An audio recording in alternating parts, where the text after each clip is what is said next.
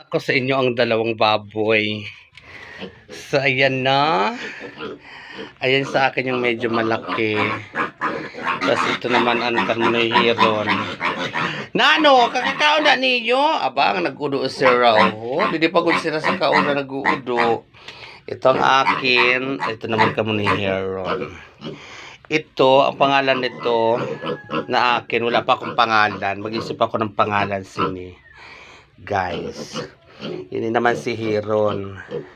Ini naman si Joyce.